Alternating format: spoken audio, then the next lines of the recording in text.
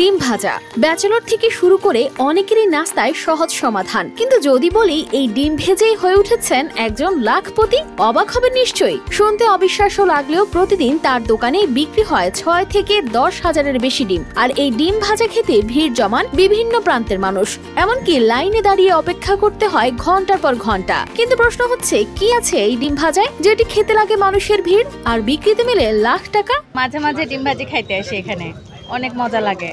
বাসায় তো ডিম ভাজি খাই, কিন্তু এখানকারটা অনেক মজা।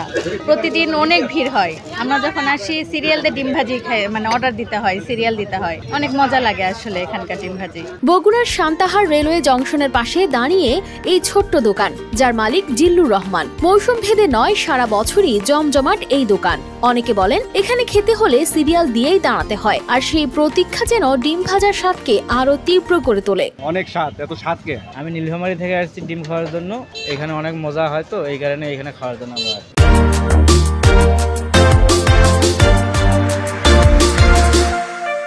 এই ডিম ভাজার গল্প শুরু হয়েছিল প্রায় 150 বছর আগে। জিল্লুরের বাবা যেদিন ছোট্ট একটি স্টল দিয়ে শুরু করেছিলেন ব্যবসা, আজ তাদের দ্বিতীয় প্রজন্ম সেই ব্যবসাকেই নিয়ে গেছে নতুন উচ্চতায়। এখন এই দোকানে ডিম ভাজার আছে 17 রকমের বৈচিত্র্য। ডিম পিৎজা থেকে শুরু করে কোয়েল পাখির ডিম ভাজা পর্যন্ত।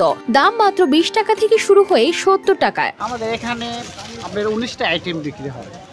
ডিম ভাজি, ডিম ভুনা, ডিম রুটি, রুটি কাবাব, বৌসোয়াগি, ডিমের পিজা। প্রতিদিন কোয়েল পাখির ডিম 6000 7000 পিস বিক্রি হয়। হাঁস মুরগির ডিম 2000। আমাদের এখানে সর্বনিম্ন 20 টাকা, উপরে 70 টাকা পর্যন্ত।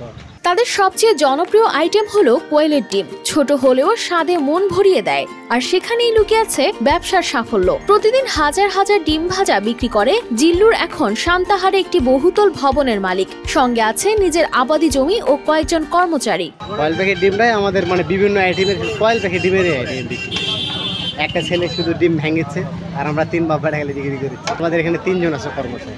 বগুড়া ছাড়িয়ে জয়পুরহাট, নওগাঁ, রাজশাহী থেকেও খাবার প্রেমীরা ছুটে আসেন এখানে। আমার সিরিয়াল নাম্বার 120 না 30 তা জানি না, তবে ওরকমই হবে আর কি। অনেকক্ষণ থেকে দাঁড়িয়ে আছি, দাঁড়িয়ে থাকার পরে সিরিয়াল পাইছি, তারপরে আমরা 6 জন বন্ধু মিলে এখানে খাচ্ছি আর কি। মাঝে সাঝে আমরা এখানে এসে খাই, আনন্দ করি সবাই মিলে। আমি যখনই সময় পাই বা যখন বন্ধু বান্ধব আছে, তখন আমরা এখানে এসে ডিম খাই, এবং ডিমের মামলেট এখানে খুবই ভালো লাগে। ডিম ভাজার গন্ধে মাখানো এই গল্প যেন বলছে পুঁজির চেয়ে বেশি দরকার আইডিয়া আর পরিশ্রমের সঙ্গে জুড়ে থাকলে সাধারণ কিছুতেও অসাধারণ কিছু গড়া সম্ভব। News desk, RTV।